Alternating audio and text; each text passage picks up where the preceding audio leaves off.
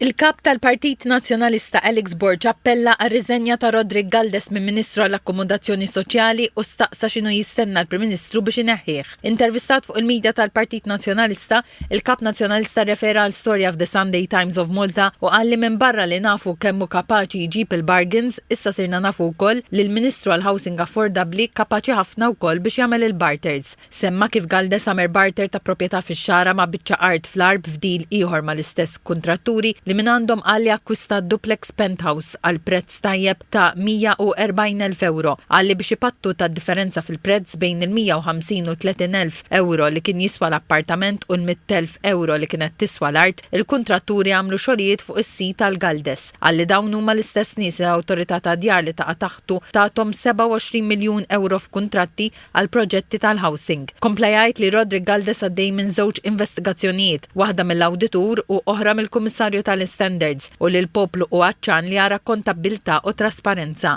Lejlet il-mitjum tiegħu fit-tmum tal-Partit Nazzjonalista, il-kap tal-Oppożizzjoni Alex Borg qal li dawn kienu ittimbrati bil-kuntatt kontinwu man-nies. Dr. Borg qal li l-Partit Nazzjonalista mhux se jqaf qatt mill-kuntatt dirett man-nies. Qal li baqa' ħafna xi jsir u li l-Partit Nazzjonalista għadu underdog minkejja li qal li l-istarriċ tal-opinjoni pubblika qed juri li d-distak qed jonqos. Qal li se jkompli jaħdem biex iġib rebħa l-Partit Nazzjonalista biex il-pajjiż jagħmel qabża fil-kwalità li għandu bżonn. Dr. Borg għalju jrid jibqa' jkun spalla man-nies f'kull pass li jieħdu biex l-ambizzjonijiet tagħhom jibqgħu iseħħu għax qal li dak hu r-rekord tal-Partit Nazzjonalista fil-Gvern bħall-kisba tal-indipendenza, is-sħubija fl-Unjoni Ewropea u tħul tal-Ewro. Il-Kap Nazzjonalista qal li fil-ġurnata tal-mitjum tiegħu bħala kap it-tnejn il-Partit Nazzjonalista se jippubblika l-kontijiet kollha awditjati tiegħu u qal li dan juri serjetà, onestà u tmexxija l qudiem. Dr. Borg qal li bħala gvern alternattiv il-Partit Nazzjonalista se jaħdem biex iġib setturi fil-pajjiż li huma l-futur fl-oqsma tax-xogħol u sostna li fix-xhur li ġejjin se jkompli jibni l-fiduċja u l-kredibilità fil-poplu